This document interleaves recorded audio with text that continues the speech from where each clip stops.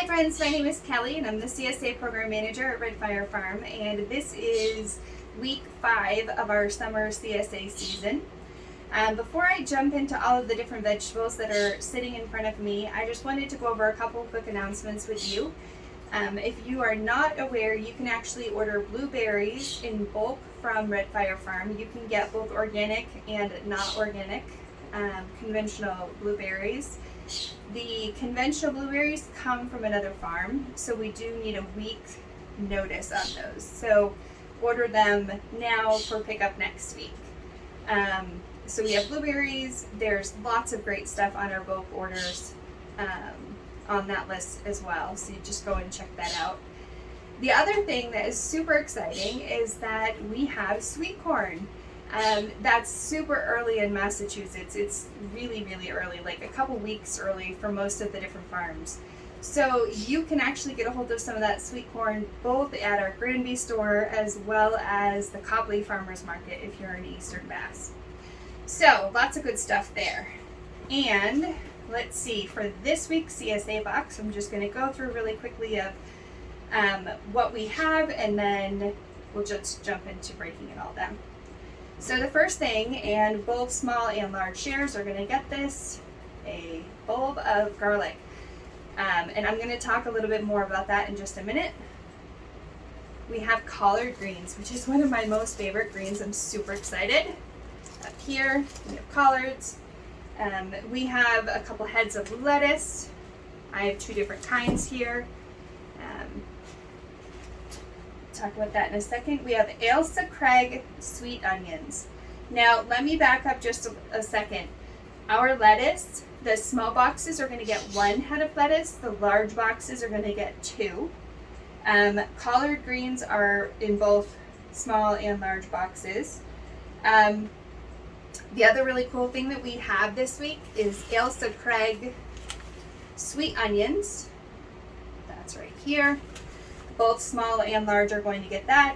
We have Napa cabbage right here. Again, both large and small are going to have that. The large boxes are going to get some beets this week with the greens attached. Small boxes do not get that this week. Now here is where like a your mileage may vary kind of a thing is going to be coming into play. So we have 2 summer squash, 2 zucchini, 2 cucumbers in the large box. However, we actually ran out of summer squash, and I believe we're running low on cucumbers. So you might actually find in your box, you might have the zucchini, and then you might have double the cucumbers to make up for the summer squash, or you might have double of another vegetable that is in that box, or we'll sub in something else. But that is definitely an area that I know not everybody is going to get the exact same things. The small boxes would have gotten 1 summer squash, 1 zucchini, no cucumbers. The next thing that we have this week, it's really summer. Tomatoes. So 3 tomatoes in the large CSA boxes, 1 in the small. That is an area where you might end up with extra tomatoes to make up for one of the squashes or different things like that. I've heard a couple different options within our packing department of what they might be working with this week. So, and last but not least, we have 2 heads of broccoli in the large CSA box, 1 in the small. Yes. And that is it. Okay, so now before we even go any further, the one thing I'm going to have you do tonight, I'm going to approach this unboxing a little bit different than what I normally do. I'm going to actually start to break down some of my vegetables and prep them for the week for our family. I'm going to invite you to try to do that as well. I think that it makes it way easier for myself to actually use the vegetables throughout the week and not have them just get stacked up on in my refrigerator. So the first thing I'm going to have you do before you do anything else, take your broccoli, and in my bowl right here, all I have is just some water and some sea salt. and it's like a tablespoon of sea salt to a whole bunch of water. It's not like an official recipe type of a situation. The reason why I choose to do this with broccoli is because sometimes broccoli can have passengers. Now, I've had this happen from every organic farm that I've ever purchased from. I've had it from my own gardens.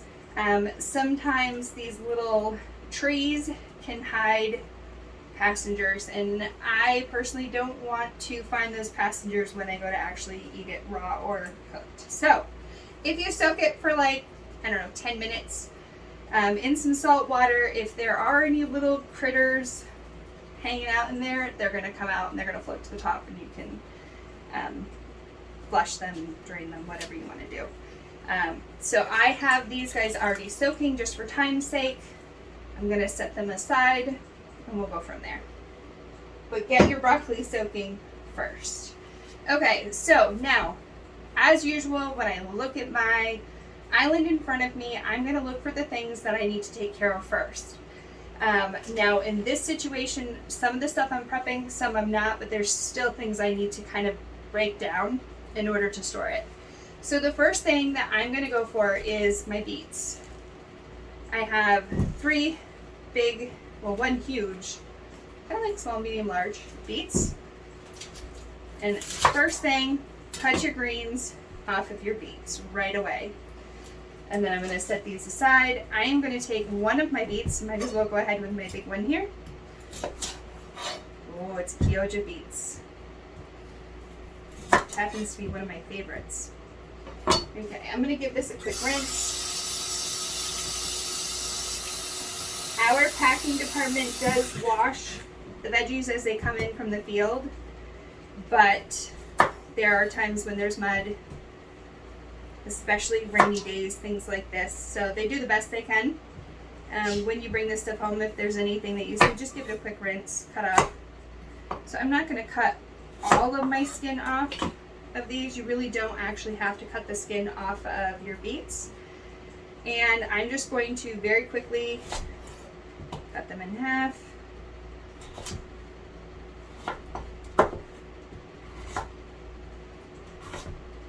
And now what I am doing with this one beet is I am going to cut it up into small pieces so that I can add it to my salads throughout the week. Just as a fun topping, something different.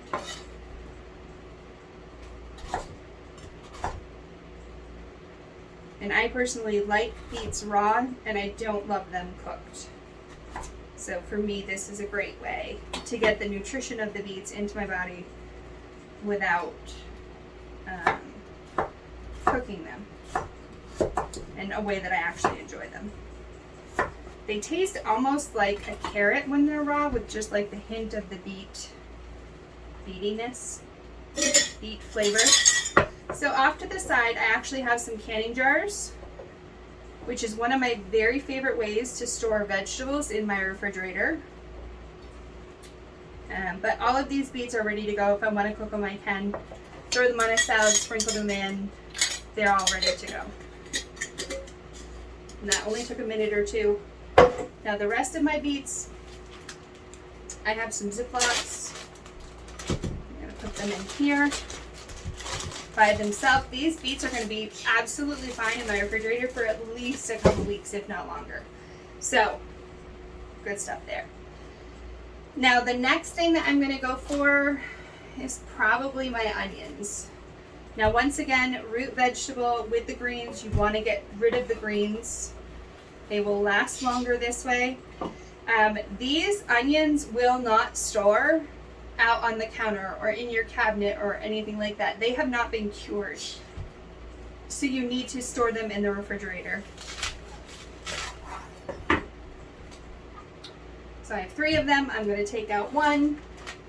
Actually, you know what? They can live. No, because the ethylene gas situation. We're going to keep them separate. Onions are big ethylene gas producers, and so if you put other things with them, it can actually make them spoil faster.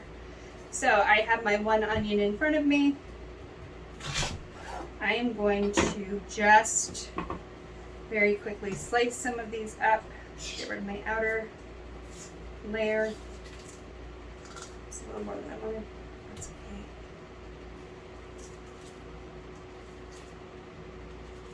Now these onions actually have a history, and Sarah included that with the newsletter today.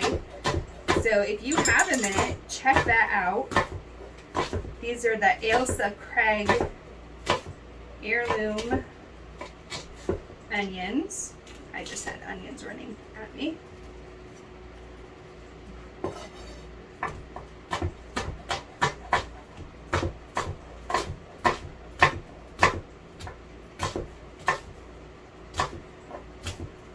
Okay. Really quickly, I have a whole bunch of onions. I have another jar. This one's probably way too big for what I need, but that's okay. Now these, I kept them in bigger slices just because if I want to saute them with something or if I want to put them in our salad, I absolutely can do that. Very quick and easy.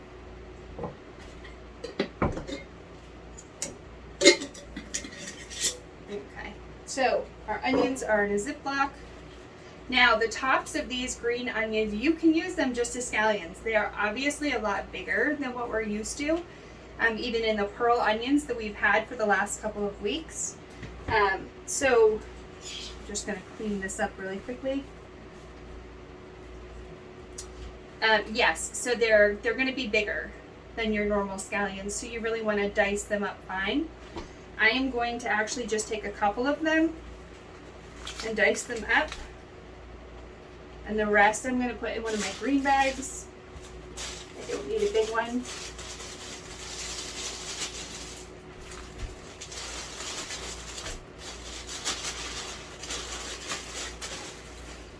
Now, if you have the time and inclination to chop up a whole bunch of these at one time, that definitely saves a lot of your time. And the other great thing is that these are another thing that you can throw right in the freezer without any kind of blanching. So the more you kind of process at the beginning of the week, the easier they are to grab and actually use.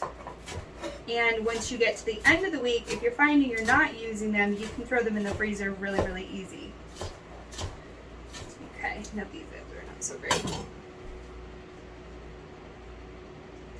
So I'm going to grab another one of these jars. Again, it's totally too big for what I'm doing.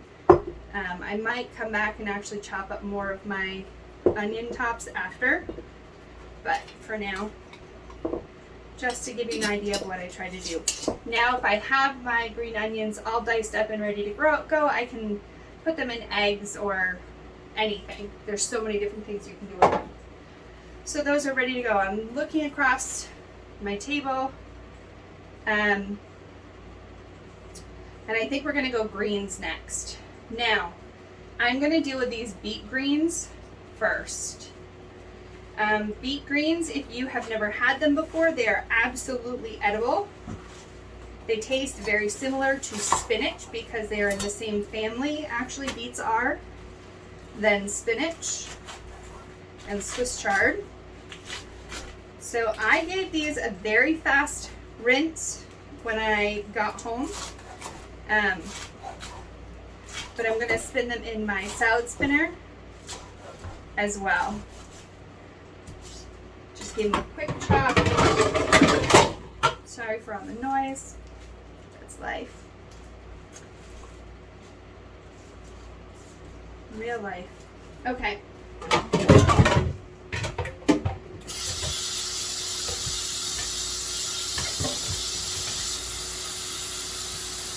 I think a lot of people actually have salad spinners, but if you don't, you can put your chopped greens in the basket, in the bowl, fill up the bowl with water, and really squish them around. I don't know that you can even really see this on the camera, but then I can take out my greens with my rinse water.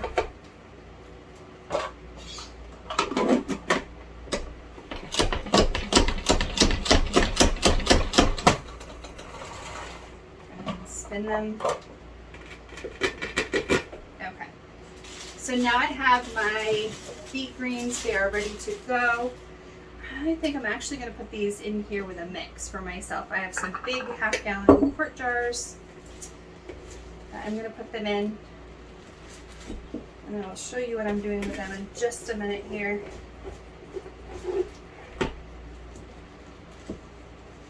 Now, you can use beet greens as a salad green. They're really, really great that way. You can put them into a pesto. You can saute them. You can put them in soups. If you want to freeze them, you absolutely can freeze them.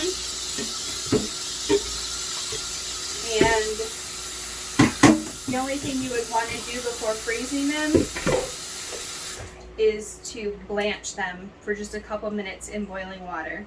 Okay, so I'm going to set this aside. And I'm going to go with my lettuce next. So, sorry, my sink plug was in. Alright. I cut the stump off. I make some long cuts, making sure your finger's out of the way. Turn it.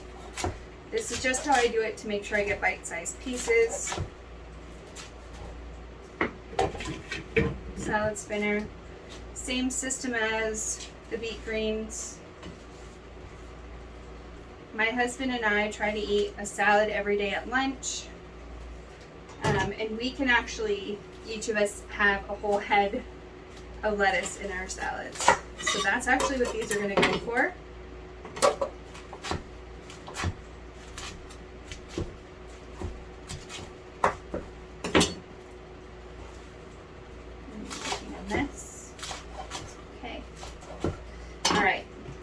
The salad spinner, I can definitely put this lettuce in as well. Both heads fit in here. Sometimes with those monster heads that we sometimes get, one is definitely as much as I can fit if I still expect it to get clean. So again, I'm just going to fill it with water. Just a quick heads up, right now because of the weather being kind of wonky with the rain, you definitely want to make sure to wash your lettuce well, just because mud can spatter up. And I mean, even if it's organic mud, you really don't want to be eating it. Okay. So once again, I filled the salad spinner with water and my lettuce, giving it a really good rinse. Now, you can actually use the water that you rinse your vegetables in to water other plants. There's so many different things you can do. I'm not doing that this evening.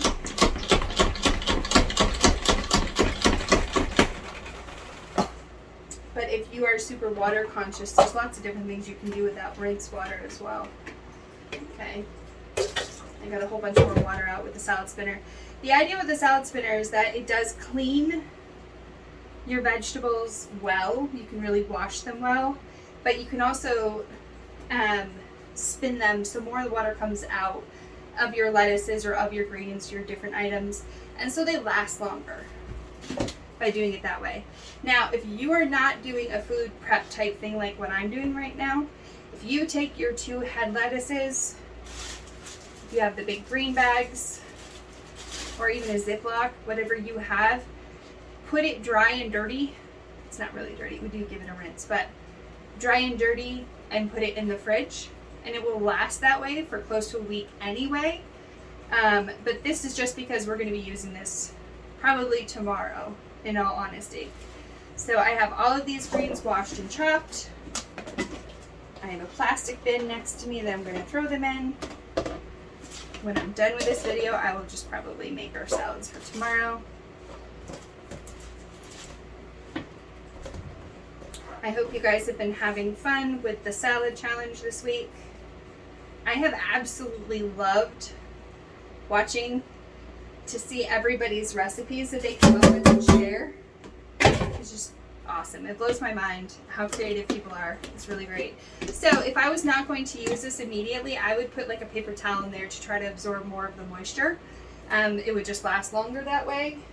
I'm just going to set that there because I am going to make our salads. Okay, so the next green that I would probably deal with is my collard greens.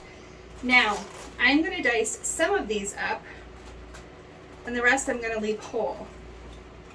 When you're doing your collard greens, now collard green is in the same family as cabbage. It tastes very, very similar to cabbage. So if you have a cabbage recipe that you love, chances are you can usually substitute collard greens for it. They are crazy high in lots of different vitamins. So just like your kale, you can fold it in half, put your hand on it. I don't even know if you can see this. Fold the leaf in half. You can put your knife or your hand on it, pull up your stem, and your stem comes right off. So then you're left with the leaf. Now I have a little bit of the top stem here. That doesn't bother me. That's completely fine with me. So I'm going to do that with a couple of these. Just put it in here.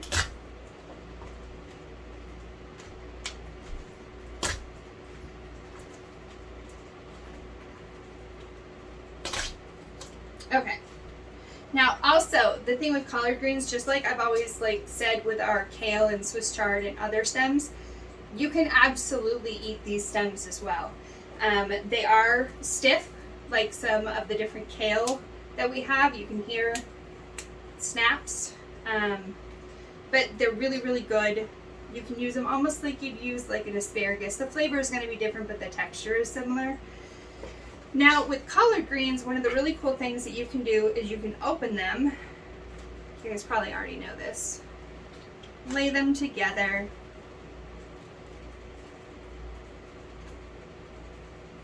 And then roll them up. Like a wrap of some sort.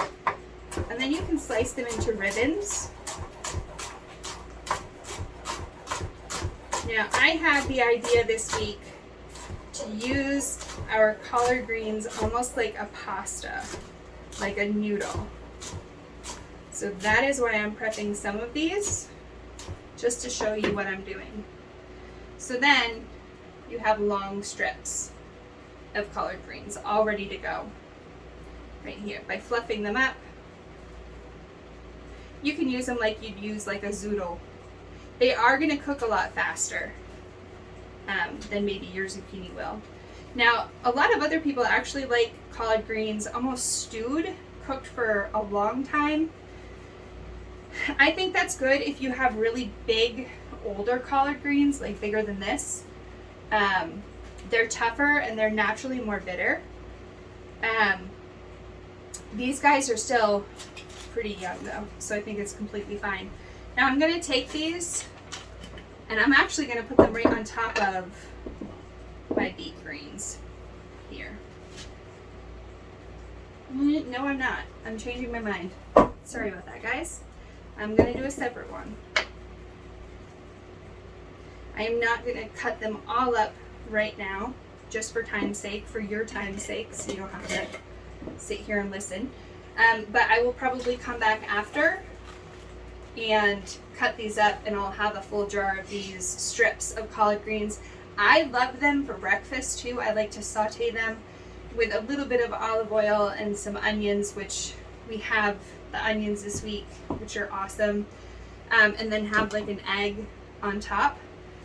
Okay, so the rest of my collard greens, I am personally going to set aside so I can handle them after. However, if you are not going to use them right away, store them in a plastic bag in your refrigerator. They will be good for at least a week. The older they get, they will start turning yellow and they will get more bitter. So you want to make sure you're eating them before that time. In these green bags, they've lasted a week for me just fine. So I am going to set these aside just because I'm going to handle those in a moment. Okay, I have a very messy table in front of me. The next thing I'm going to address, just because they're right in front of me, tomatoes. Unless your tomatoes are damaged, you want to store them out on the counter, okay? So if you have a windowsill handy, you can put them on a windowsill. I actually use my shelf right here. I will put them up here. This is my shelf, like these shelves I use a lot. These are my items that I use a lot, so I like to have them on hand. So this is where I put things that I want to make sure that I use up and I don't forget about. I do have other vegetables. I don't even know if you can see it because all of this stuff. There are some vegetables that I have on like my countertop just because of space in my refrigerator. But that's a whole nother thing. Okay, so tomatoes on the shelf, on the windowsill, countertop. You don't want to refrigerate them. Okay.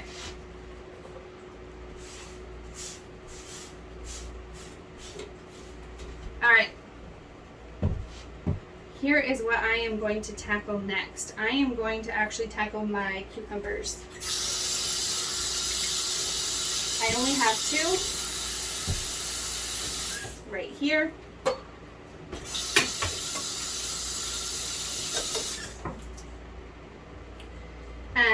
These cucumbers are awesome.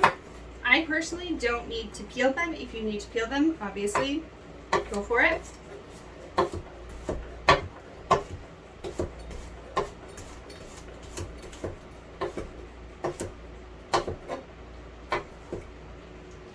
There's 1, 2.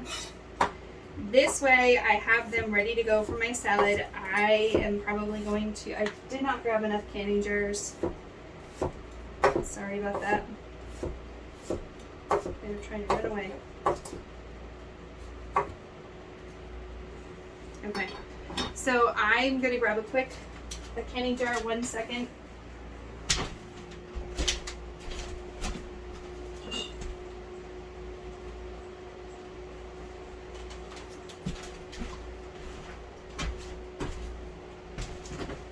Sorry guys, real life, not a pro here. Okay, now I'm putting in a small one. This is what I will do with my cucumbers. If I want to make a really quick pickle, like pickled cucumbers, I can use that. Use them for that purpose. They're already sliced and ready to go. They will last me a week like this in a canning jar. I'm going to get a lid after. And that way, when I have these things lined up like this in my refrigerator, and then I have my bins of salad, when I want to throw together our salads, I can just grab a handful of lettuce, sprinkle a couple of these, a little bit of this, and so on. But it's a really great way to make sure I actually use up all these vegetables that we have access to. Okay.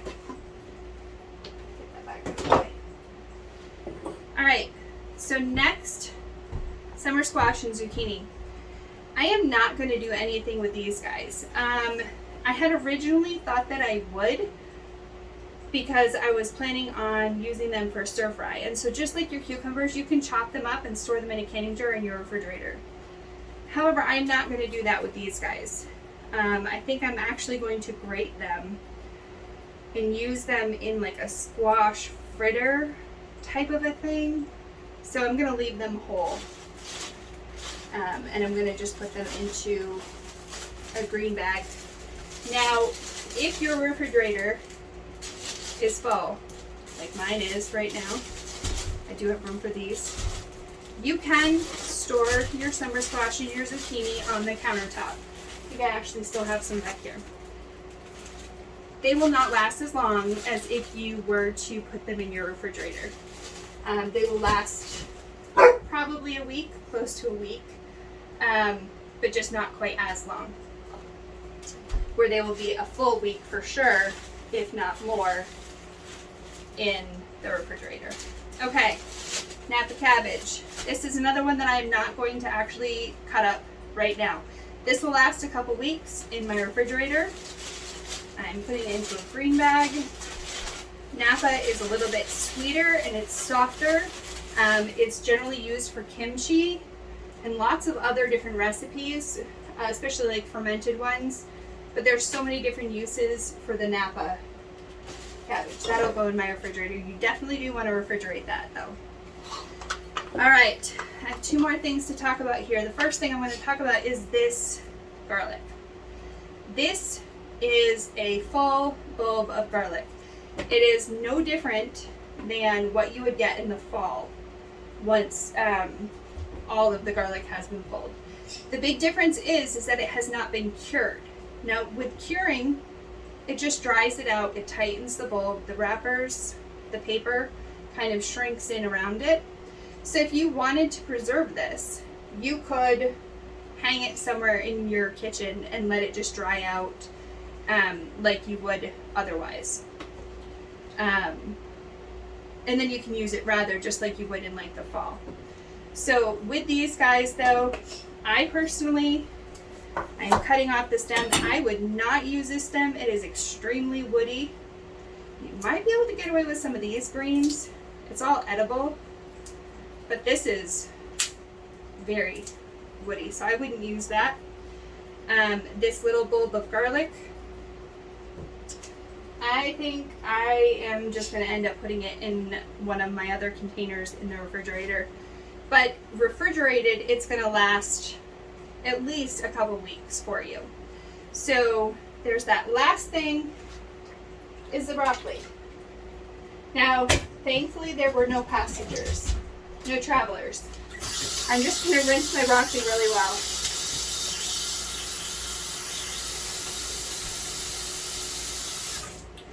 Okay, now, I've said it before, but this entire thing is edible. The leaves are edible in broccoli plants. The stalk is edible. These stems right here are totally edible. So I'm going to just cut the top off and cut this into florets carefully. I am probably going to put these in salads. I love them in my salads.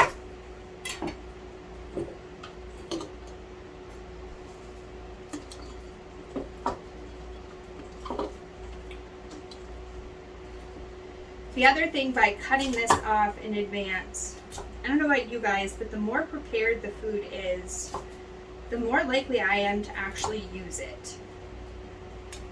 When I get home at the end of the day and I'm exhausted, sometimes it can be appealing, I'm going to say it, to do takeout or like pizza or something like that because I'm so tired. However, if I have so much of the food already prepped, already planned, then it's easier to just stick with that plan instead of calling for pizza or something like that. I'm cutting off the very end where it came in. I'm only going to do one of these because you guys will get sick of watching this. With the stem, cut off the outer layer, and the inside is very, very tender and sweet. It's just the outer part of the stem that's pretty tough, and I don't really want to eat it. You can, I just don't want to. All right, well, I will do the other one after. So I hope you guys have enjoyed this really quick breakdown and food prep for our family for this week. And hopefully it's something that you can kind of come along and learn a little bit too. Thanks so much. Have a great night.